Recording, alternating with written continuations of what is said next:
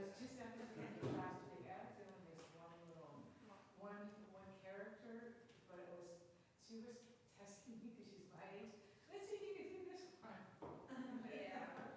Just a reminder for you guys out there, 15 minutes though. once we start the meeting, just make sure whenever you're saying something, you turn your microphone on so that it will show up for us. Okay? Yes, unmute the microphones.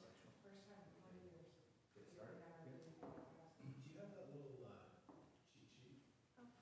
The agenda? I had it. Oh, the script. The script? Oh, that's right. Just keep me honest. It's on your desk, maybe. You guys need them. I'm gonna print one real quick. I'll be right back.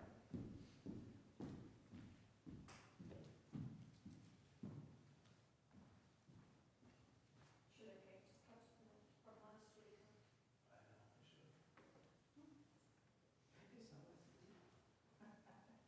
Oh, man, I gotta go sleep. Oh, were you? I didn't sit down today, but I got off work. Now I'm not really my computer down. Is this gonna be the greatest?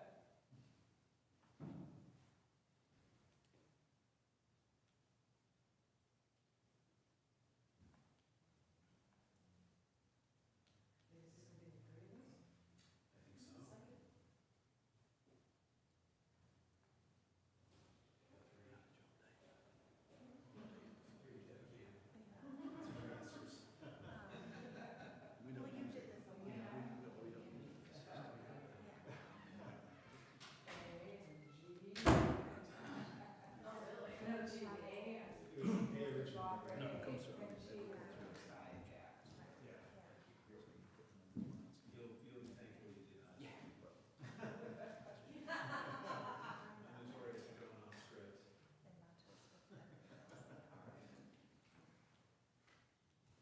Same in Rotary, you never give the microphone to the vice president or governor.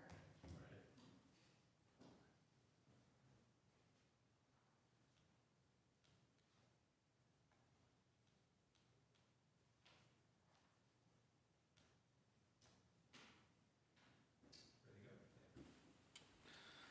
go? Hello, I'd like to call this meeting of the Measure S Citizens Oversight Committee to order. May we have roll call?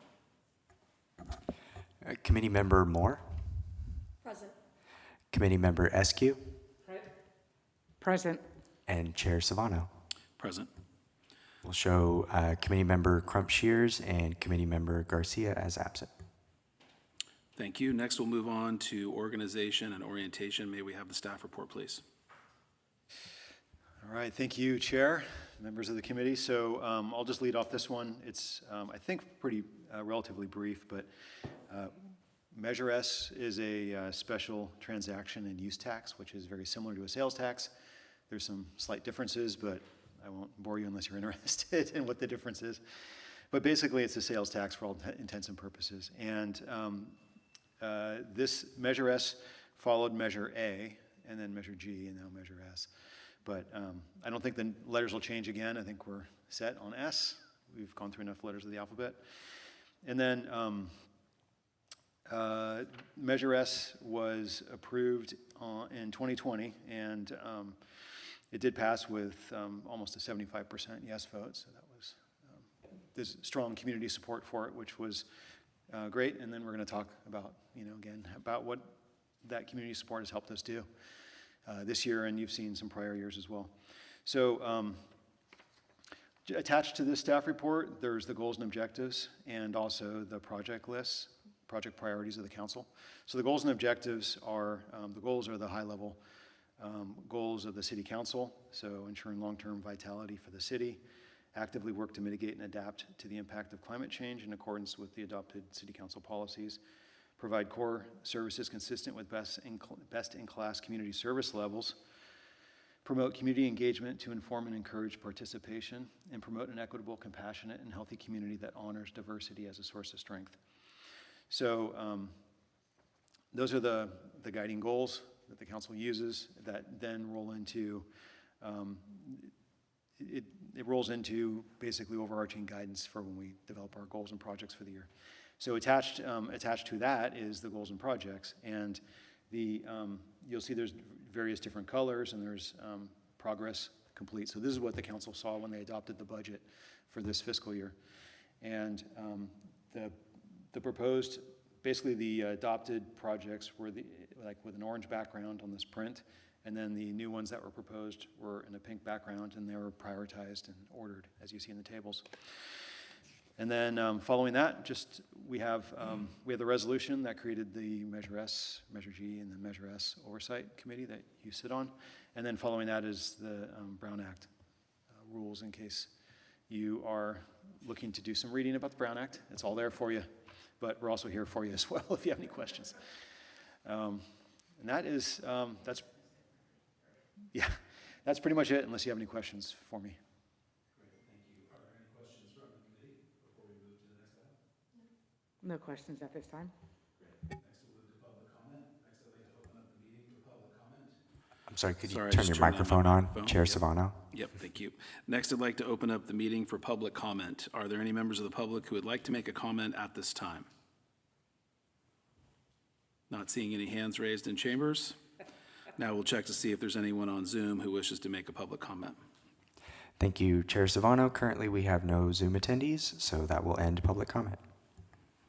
Great, the regular agenda. Next, we'll move to the regular agenda. Our first item of business is the Measure S Annual Report for fiscal year 24-25. May we please have the staff report?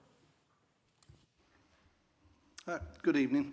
Thanks for all your time and service on the Measure S Oversight Committee. My name's Neil Tomlinson. I'm the senior accountant here in the Admin Services Department, and along with Angela here, who's the Director of Admin Services, we're going to be presenting the detailed overview of Measure S revenues and expenditures for fiscal year 2024-25. So during this presentation, we'll walk through how funds were received, how they were allocated between the classified essential city programs, which are listed up on the slide there, and how expenditures align with the voter-approved purpose of supporting essential city services. The presentation is supported by the annual Measure S report and the independent audit, both of which help ensure transparency and accountability. The full Measure S report, which includes the excerpt from the independent audit report, is included within the agenda packet for this meeting, and that's at pages 81 to 104. Okay. So Measure S is a locally approved 1-cent sales tax that provides a stable, dedicated source of funding for core city services. These funds stay right here in Cotati and help support public safety, street and infrastructure maintenance, parks, buildings, and recreation programs. Measure S plays a critical role in maintaining service levels while allowing the city to plan for long-term investments. These funds are not restricted to a single department, but instead provide flexible, locally controlled funding to maintain core services, address infrastructure needs, and respond to community priorities as they evolve. Oversight and transparency are key components of Measure S. The city has this body, the Independent Citizens Oversight Committee, that meets annually to review Measure S expenditures and ensure funds are used as voters intended. In addition, all Measure S revenues and expenditures are reviewed annually by an independent auditor and reported publicly as part of the city's financial statements. So the next slide here shows how Measure S fits into the overall sales tax rate in Cotati. So Measure S represents 1% of the total 10.25% sales tax rate, with the remainder going to the state, county transportation funds, and other voter-approved county programs. Importantly, Measure S funds are locally controlled and can only be spent on services that benefit the Cotati community. In fiscal year 2024-25, the city received approximately $3.0 million in Measure S revenues, and administrative fees charged by the state remained under 0.4% of gross receipts, which is consistent with prior years. Revenues averaged roughly $761,000 per quarter, which represents a slight decline compared to the prior year. This continued decline reflects broader economic conditions and reduced taxable sales activity through a combination of economic uncertainty for consumers, changing consumer behavior post-COVID to more sales tax-exempt purchases like services. Though overall receipts have continued to decrease over the last 3 years, these funds continue to stabilise the city's finances and allow us to maintain and enhance services that would otherwise be difficult to sustain with limited general fund resources alone. One additional item of comment is that the fiscal year 14-15 was a partial year, which is why the revenue there on the is shown on the graph is so low, the first column. Okay. All right, this chart illustrates how Measure S funds are split between operations and maintenance and capital improvements and equipment. In fiscal year 2024-25, about 46% supported ongoing services, while approximately 54% was invested in long-term infrastructure and equipment. This balance allows the city to meet daily service needs while continuing to invest in projects that improve safety and quality of life in our community. Okay, this slide shows how Measure S funds are distributed across key program areas, including public safety, streets, sidewalks and storm drainage, parks and landscaping, public buildings and recreation. The mix changes slightly year to year based on project timing, but the overall goal remains the same, delivering tangible community benefits. For fiscal year 2024-25, the most significant change was the decrease in allocations for the streets programs, which decreased from 37.7% of total revenues to only 31.1%. This decrease was offset by increased investments in capital work for parks, which increased from 17.6% in the prior year to 26.5% in fiscal year 2024-25.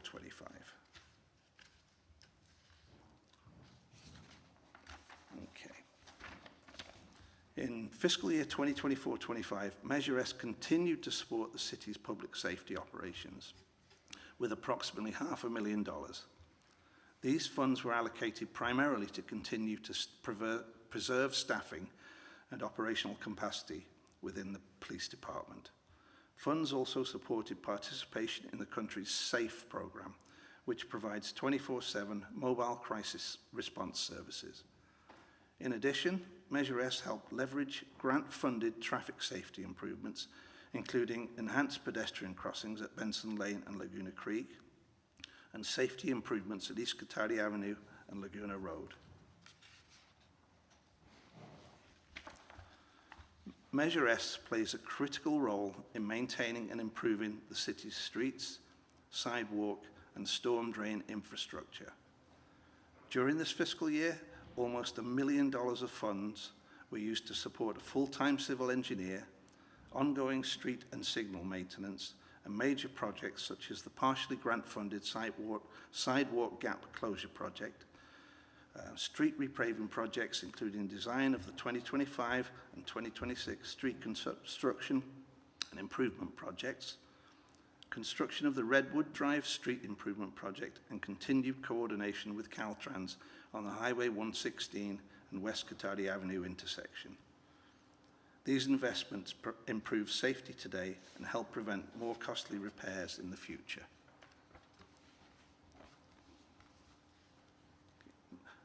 Measure S funds supported both ongoing operations and long-term planning for the city's parks and open spaces. For fiscal year 2024-25, there were approximately $800,000 used towards park and landscape efforts, including ongoing park maintenance, vegetation management and staffing, as well as construction for major improvements like Putnam Park Phase 1. Funds also supported design work for future park enhancements, including the Sunflower Park project, which is well on its way through construction, as well as Cater and Veronda Fleddy Ranch Park, and open space areas, plus the continued programming and maintenance over at the Veranda Flat Ranch. Okay, public buildings. Okay, this slide highlights investments in public buildings, including City Hall, community facilities, and the police department. Measure S funded ongoing operations, maintenance, and key upgrades such as improvements to the City Hall audio-visual system, which enhances public meetings and transparency. Recreation. So for recreation, Measure S continues to support 100% of Qatadi's recreation department. In fiscal year 2024-25, funds supported staffing, supplies, and a wide range of community events and programs, from bunny brunch and movies in the park to camps, holiday events, and youth programs that bring residents together and strengthen community connections. And the auditor's evaluation. Measure S revenues and expenditures were subject to audit by the city's new independent auditors, Chavan and Associates, LLP. The year-end audit was completed in October 2025 and presented to the City Council in November of 2025. The audit reviewed Measure S revenues and uses for compliance with voter intent and proper financial reporting, providing an additional layer of transparency and assurance to both the Oversight Committee and the public. So, overall, Measure S continues to deliver clear and measurable public benefits. In fiscal year 2024-25 alone, the city invested over $3 million in essential services and infrastructure. These funds help maintain local control, enhance public safety, improve streets and parks, and support recreational programs that residents value. Measure S remains a critical tool for maintaining the services and infrastructure that make Qatadi a safe and vibrant community. On behalf of the city, thank you to our residents and voters for your continued support and trust. We're proud to share how these funds are being put to work for the benefit of our community. And then attached within the packet at page 80 is the annual Measure S report letter to the council. The staff recommendations to the committee are first, for the committee to approve the annual Measure S report. Then separately, the committee should vote to authorise the chair to sign the letter on behalf of the Oversight Committee to be submitted to the council at the next council meeting, which is on the 27th, is it? On the 27th of January. Okay, so I'll turn it back to the chair now. Thanks. Thank you. Are there any questions or comments from the committee before we move to the next item? Nope. No. All right. Are there any members of the public who would like to make a comment at this time? Seeing no hands in the chambers, we will now check to see if anyone on Zoom wishes to make a public comment. Thank you, Chair Savano. We still don't have any Zoom attendees, so that will end public comment. Great, thank you.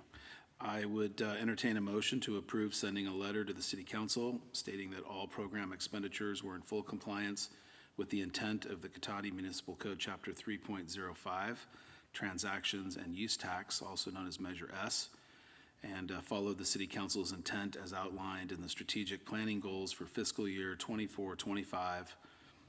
Is there a committee member that would like to make that motion? I'll second. I think we did a motion first. I thought you were making a motion. No, I'm entertaining. I'll make the motion. Awesome. So we have a motion. Is there a second? I'll second. All those in favor, say aye. Aye. Any opposed? Any abstentions? The motion passes by 3-0, if I was listening correctly.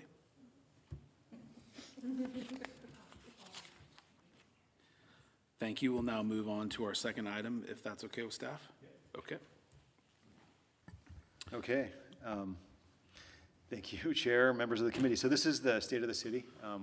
Kevin will get it up here on the screen. But I wanted to, just wanted to share it with you all because this is something that we shared with the council recently and also some other community, well, not a community group, business group, and we're trying to just get the word out. I'll explain why here in a minute. But so on this slide, that background is the proposed barn for the Ronda Fletty Ranch. So, yeah, so it's aspirational. We're going into fundraising here shortly to try to raise part of the money that we need to build it. And then once that's done, it's going to open up a lot of programming opportunities for the ranch, even more than there are now. It's intended to include like a kitchen for cooking, culinary demonstrations, and potentially even like, cottage food, that kind of thing, like rentals. That's the idea. And then meeting rooms and just educational spaces. So all this, I mean, a lot of this stuff and everything I'm going to talk about here in a minute, a lot of it is, because of the community support of Measure S. So it's largely due to what we're talking about tonight. Next slide. So one of the things, when I first started in Cotati, and that was back in 2008, it's a while ago, but anyway, I'd heard so much from just, mostly from the development community, but also from, people that had gotten permits from the city for one reason or another, and they're like, Cotati is just a pain to work with. They're hard to work with. The processes that they, especially development community, the processes they use are not transparent. We don't know. We submit an application and we don't know. Even if they say one thing, it could change, like a month later, and they just run us through the ringer. And so it, scared people off, and we developed a reputation of being just a difficult place to develop. And it's a very old perception, I can tell you, because nowadays the feedback that we get from developers, businesses, residents coming in for permits is that things are very clear, they're rapid, like rapid turnaround with clear requirements. And so I don't infrequently get just like emails or whatever, just like, hey, thanks for your planning department, or thank you for your, the water department, they were great to work with, so I get that a lot, but the problem is that the larger community still believes what they heard 20 years ago.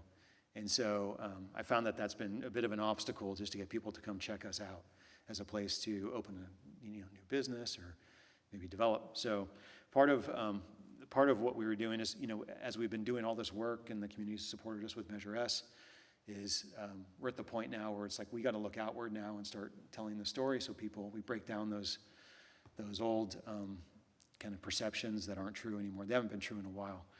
And that's what this slide's about. The past was, anti-development, difficult place to do business. And today that's not even remotely true. We're very business friendly. We have streamlined approvals, and we want to help people succeed. There's community standards, and and we've spent a lot of time working with the city council and with the community to really understand what the community wants and what they don't want. And so we've essentially overhauled large parts of the municipal code to jettison all the stuff that just wasn't necessary, because there was a lot of junk in there. If you don't, like any, as you can imagine, like any book of law, if you just add stuff all the time, it just ends up being a junk drawer, and it's difficult. It adds a lot of unnecessary hurdles. And once we understood really what the community wanted, we went back through the Muni Code, and we just, if the community doesn't want this, get it out. If they do, let's encourage it. Internally, in terms of processes, like, do we need to review things 5 times? Probably not. Let's get rid of those steps, because that's just unnecessary. It costs people time, it costs people money. And so we're just trying to preserve, we've been really focused on preserving what matters, and then just trying to get all the stuff out of there, all the other stuff that just doesn't really add value but adds cost and time to people.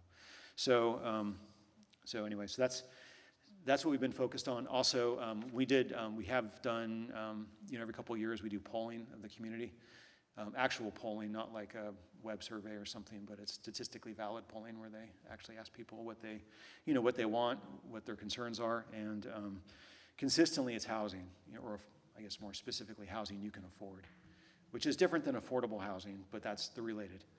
But people want to, they want to be able to stay in the community. They want to be able to buy a house, afford to buy a house. And, it's, when you look at the list of issues, it's housing and housing and housing. and everything else is, like housing is the issue, right? Everything else is, all the other issues are like down at the bottom, and you can like argue over, you know, like 3% or 2% of the people want this, but it's like housing is the top line issue. And it has been for several polls when we've looked into the community and asked them the question. Next slide, please. So I talked a little bit about the permit streamlining. And we've also been lucky. I didn't say this earlier because I was just thinking of my council presentation, but since you guys aren't the city council, just know that the city councils, you know, and even the current council, but even the prior councils, you know, since I've been here, have been very supportive of policies that remove unnecessary barriers and promote housing. And on one hand, right, and then also economic development on the other. So they've been very, very supportive of that.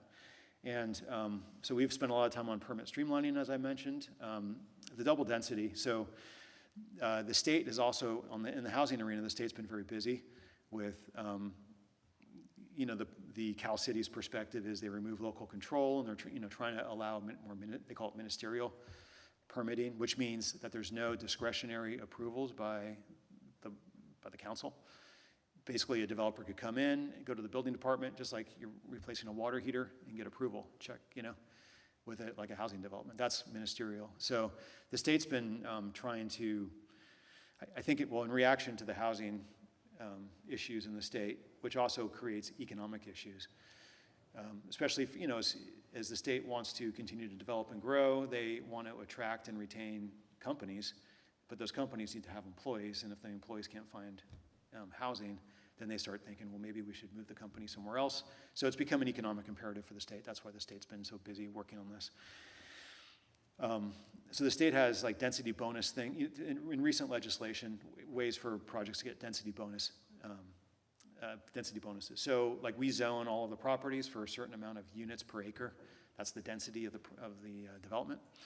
But the state allows, you know, with a certain number, they have a law that says basically if you have a certain number of affordable units, you can get like 150% density. So whatever the city says the base density is, you know, so let's say it's, you know, 100 units that you could get, but if you put it, you know, like 15% affordable units, you can get 150%, which by the way is already required by us, 15%. So it's like you kind of get an extra 50% for nothing in Cotati at least.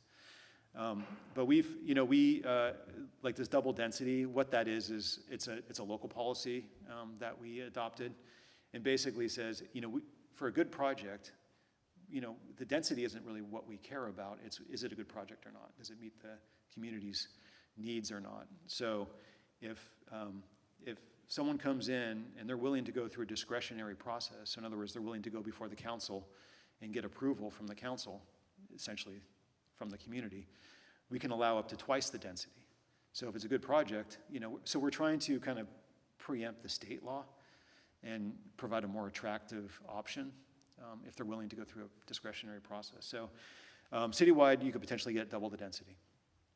And we also have priority development areas. So those are the areas you probably would think of. They're the 116 corridor, the downtown corridor, so along Old Redwood Highway, basically between like Page Street, you know, Old Downtown, all the way to 116. And then the train depot area. And then strictly speaking, like sort of the frontage properties down East Cotati.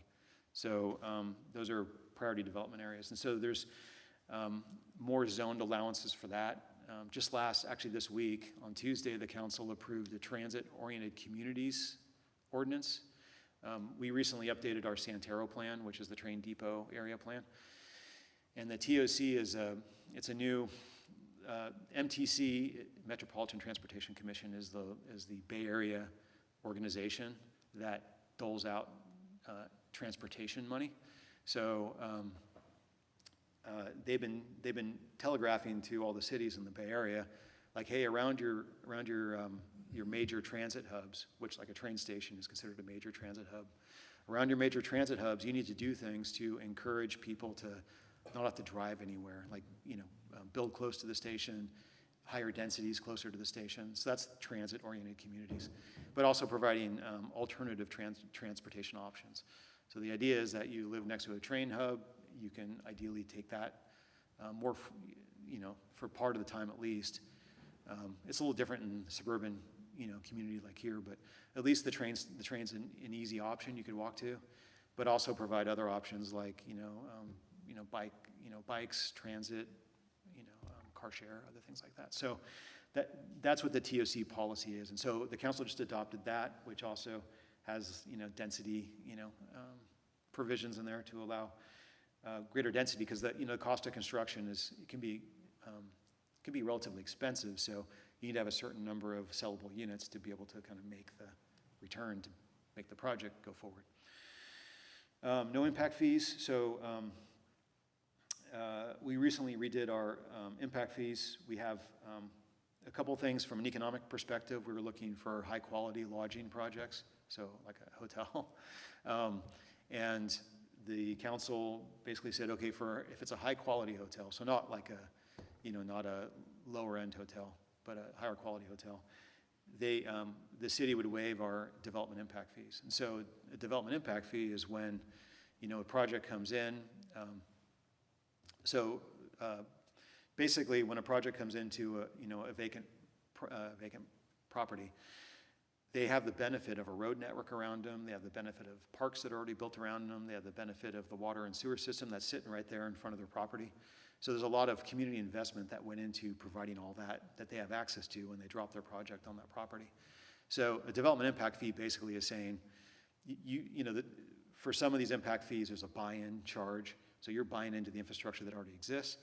Another part of these impact fees is your project's going to create X number of car trips or X number of gallons of water demand or sewer demand. And that's going to cause us to need to, put a stoplight in or upgrade our, pump stations or whatever the impact is. And so those impact fees are intended to be the proportional impact of that project. So it may not be, depending on what the case is, it may not be the whole cost of that new signal or that new pump station, but it's the proportional share that project causes. And so eventually you get enough projects and you have enough money then at that point to put the signal in, or, because at that you reach the threshold of needing the signal. So anyway, that's how development impact fees basically work. So for hotels, we said you don't have to do it because, and the reason why is because hotels come with something called transient occupancy tax, so TOT tax. So it's an additional tax that the city doesn't currently receive, but it's charged on people that stay at the hotel. So if you build a hotel, they pay that addition. We have a whole new revenue source coming in. So we could use some of that money to backfill the impact fees. So the impact fees get paid. They just don't get paid upon development. They get paid through this whole new revenue stream that comes in when a hotel comes. And then also for affordable units and multi-family projects. So you have like a condo project or an apartment project. They have a certain 15% affordable. And normally you would charge a proportional impact fee for each unit, but we say, when developers have to build affordable units, they're below market. So if it's below market, then what that means is that some portion of the cost of those units then get put on the market rate units to sort of make the whole project work. We said, the council said, let's try to lower that delta between what it costs them to build and what they can actually rent it for on the affordable units. So therefore, it helps bring down sort of the overall cost and hopefully gets these projects going. So ultimately produces more housing. And then the last box there is the business and project liaisons. So we've set up project liaisons. So before, what would happen is like a project comes in, it goes to planning, it goes through an entitlement process. That's where it goes to like planning commission, goes to the council.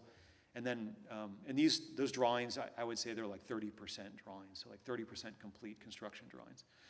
And then once it's got all its approvals, then it goes to engineering, and then they get the final construction drawings, but it's a handoff to a different department. So one of the pain points that we discovered was that, you're talking to Group A through most of your project, but then like there's a whole new team now to get the project across the finish line. So we wanted to make sure there was some continuity and through the whole process, basically from the day you start to the day you get your final occupancy on your project.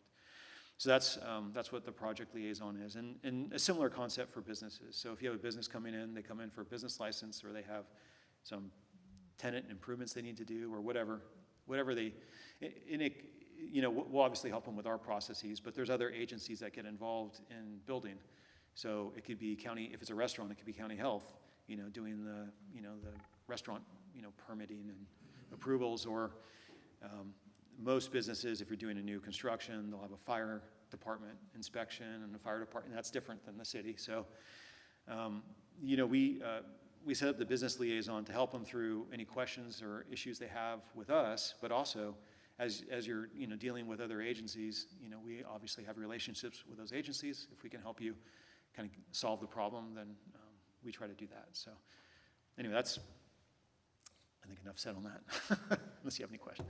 Yeah. All right, next slide, please.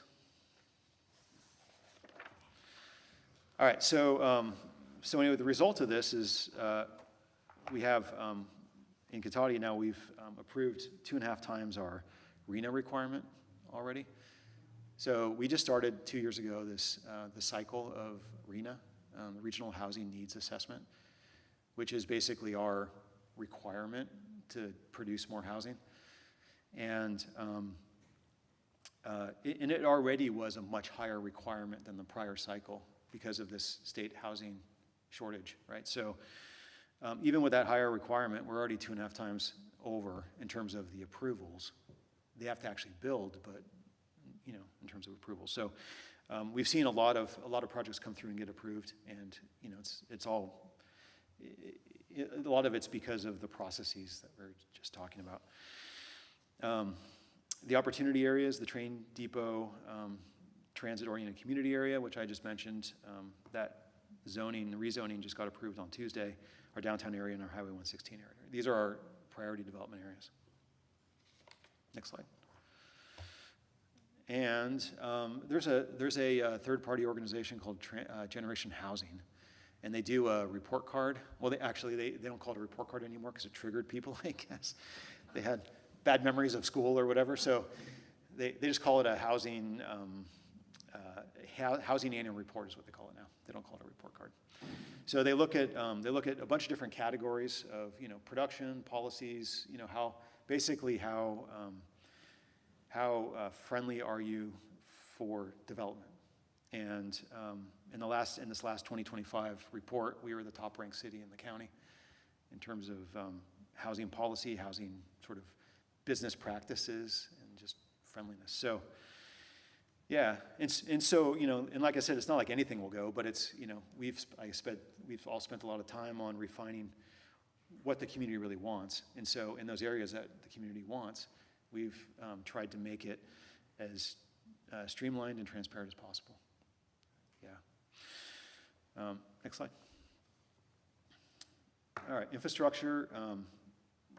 We also have invested heavily in roads and parks over the last really 10 years, but accelerated significantly, especially with Measure G and then Measure S. So now we are, and so when we started this, you know, because I was in Public Works when I first started here, we were near the bottom in the county in terms of the road conditions. There's a thing called the Pavement Condition Index, where there's a consultant that is a third party and they go around in all the cities in the Bay Area and they review the conditions of your roads and they give you a ranking. Basically, all the road segments have rankings, and then it totals up into a total number. They call it a Pavement Condition Index. So anyway, that's how they score the roads in all the communities in the Bay Area. And now we are in the 90th percentile of cities of our size in the Bay Area. So we're we're getting close to the top in the Bay Area wide. And we are now officially have the best roads in Sonoma County. So that's great, yeah. And we have 3 parks. So Cotati Park, as you have seen, that got refurbished. Putnam Park, at least phase 1, it's almost done. And then Sunflower Park will be done shortly. Should be done here in February. I was actually watching them pour the mat for the playground today. Yeah, it's a sunflower pattern in the mat, so it'll look pretty cool. Yeah, yeah. And then in terms of investment, I mean, all this, it doesn't just happen, right? It's a significant amount of focus and investment. So and this isn't to say that we spent 45% of our general fund, it's just to give you a sense of scale. The amount of money that we spent is equivalent to almost half of our general fund every year. So it's, it's, you just get that by the focus and, the dedication, the continuity to keeping it going. And the support of the community with Measure S is kind of the key enabler for all this, otherwise it wouldn't have happened. Next slide. So on the public safety side, I don't know if you heard, but in 2024, we had 224 DUI arrests.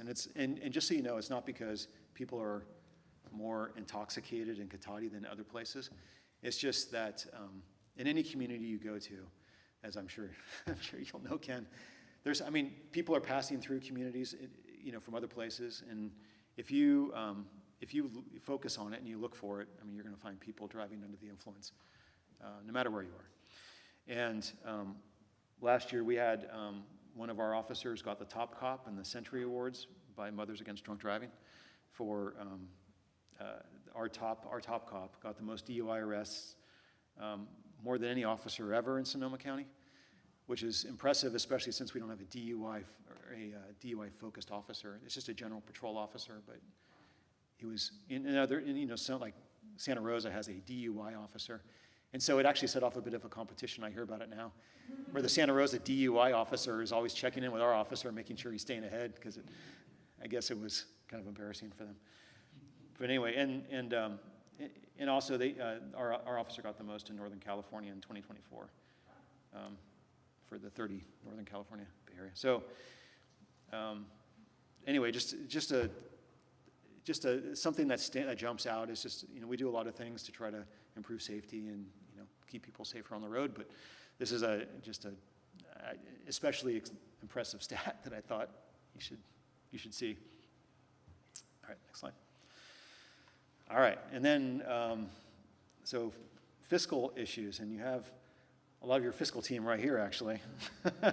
So we have 17 years of balanced budgets now, and that, again, that doesn't just happen by accident. It's just it takes a constant focus on cost control and conservative budgeting. And, you're hearing of some other communities that are having budget issues. And not to say that, it couldn't happen anywhere, but I think what happens in other places oftentimes is you kind of get over your skis when times are good, and then inevitably times sort of slow down, and then you've sort of overextended. And that's what you see, I think, primarily. But, we've been trying to be very, very diligent about not doing that, about kind of staying within what we think is a sustainable trajectory of, revenue. And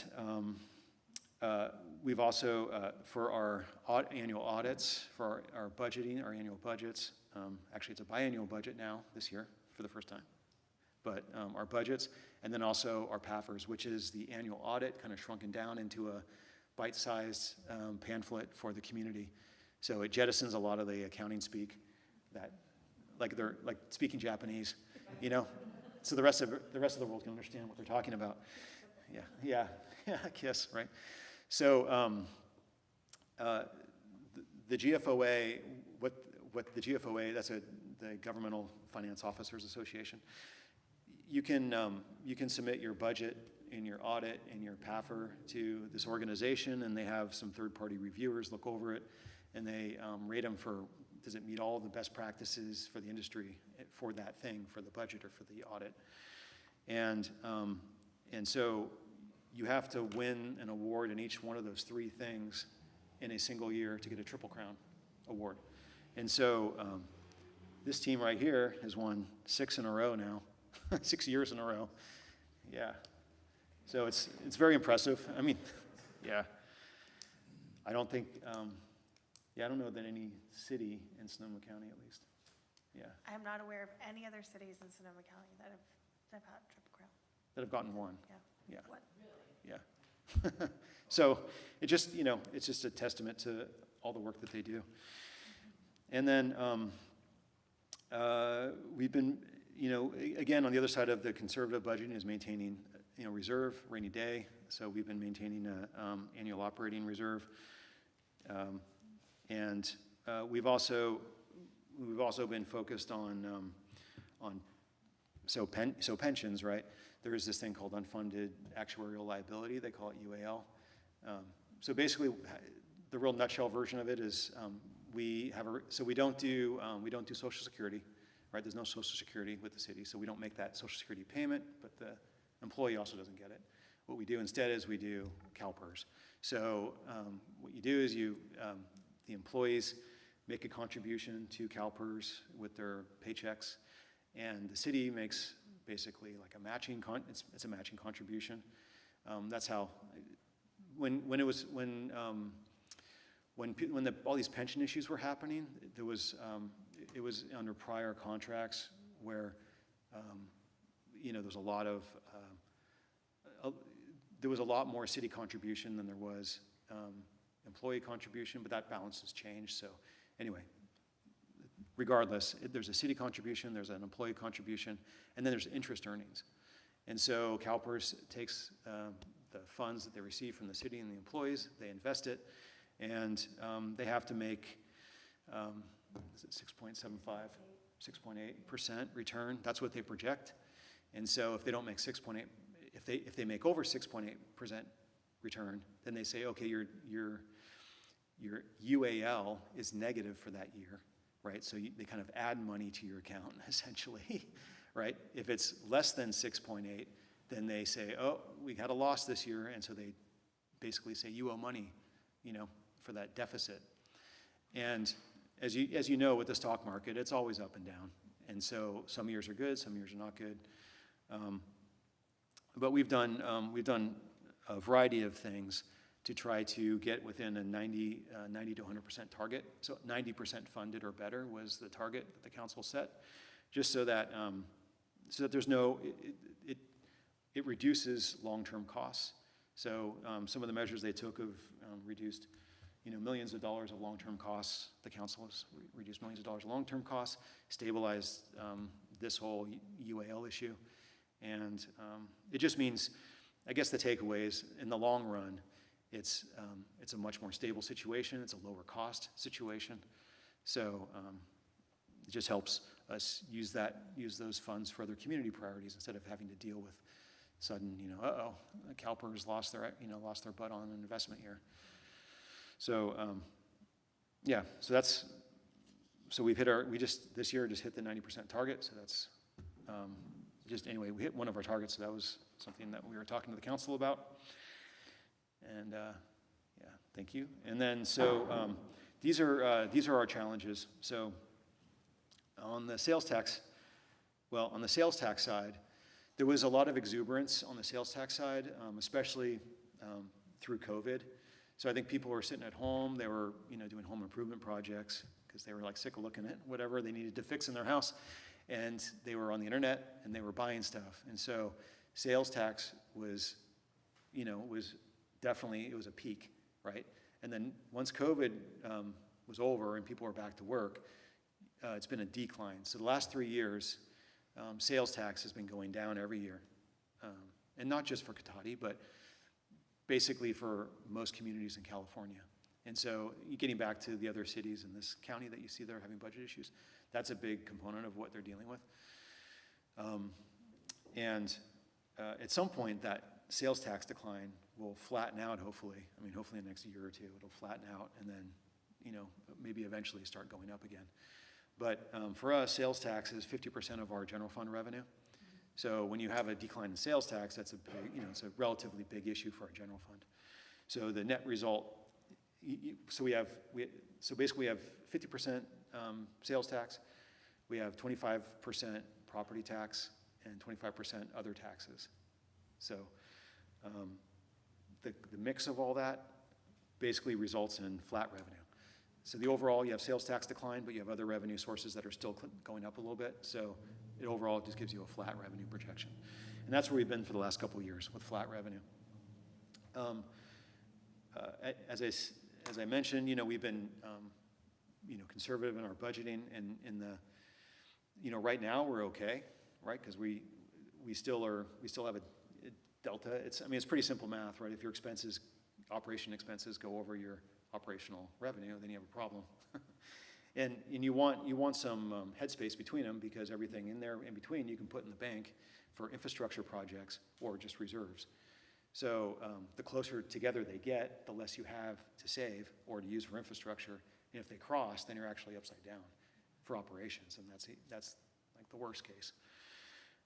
So we're okay for now, but if the trends continue long term, then that's going to be, it's something we're watching closely, and something that's going to be more and more of a problem if it doesn't change for the next 2, 3, 4 years. Because the operating expenses, as I think everyone knows in their personal lives, are not flat. They're continuing to go up.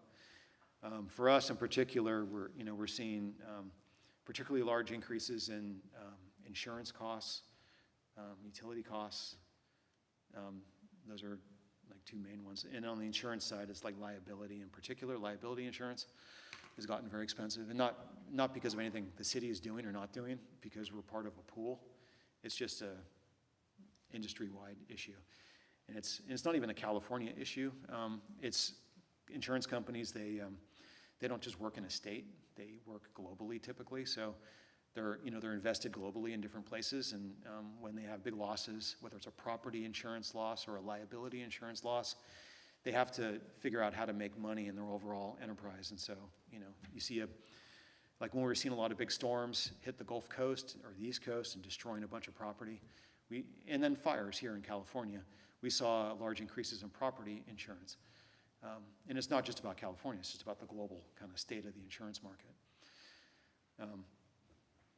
At the end of the day, they're a profit-making enterprise, and so, they need to increase their rates.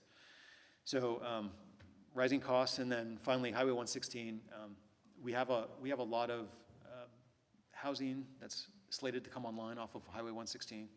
So that's, they're between Redwood Drive and Alder, to the north of 116 by Lowe's, that big open field. There's several approved, two, technically 3 approved projects out there. And ultimately, none of that's going to work unless there's a safe access for people to get on Highway 116. It's a very busy roadway.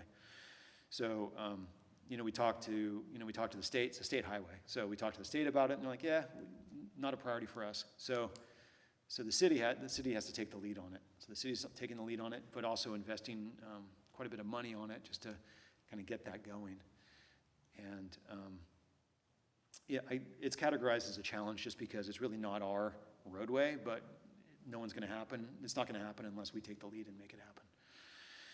And then in terms of opportunities, a lot of this we already talked about, but just, business friendly. We have some great development opportunities in some of our development areas.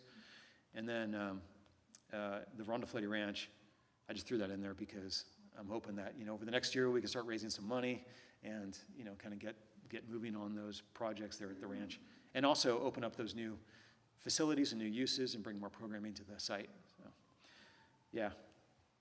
And then long term, we're just looking to continue to diversify business types, just so we have greater depth for fiscal stability and also a vibrant business community.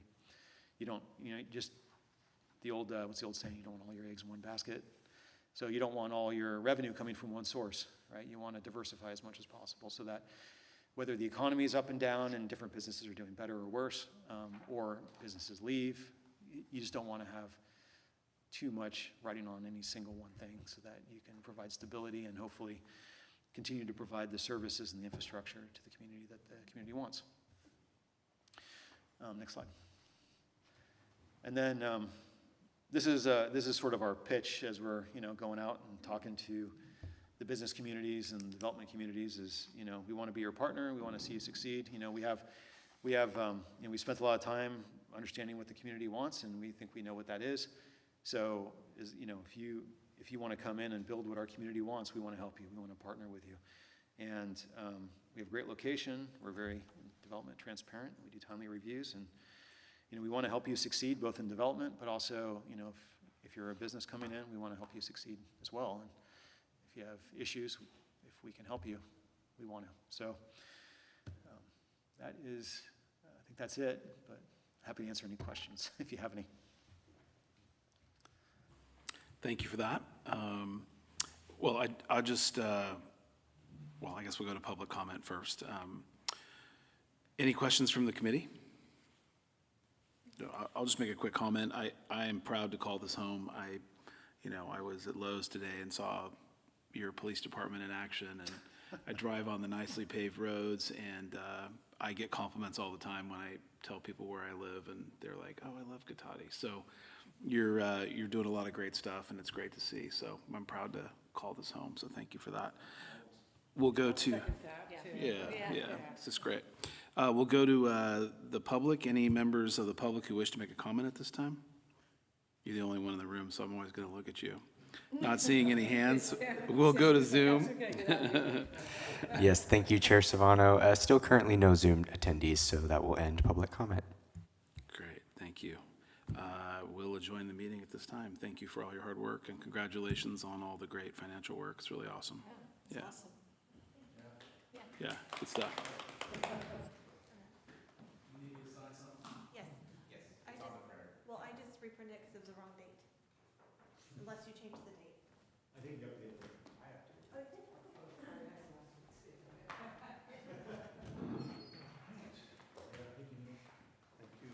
you did? Thank you. You missed the other one. What's that? You missed the other one. Was there 2 dates? Yes. Have a good evening, everybody.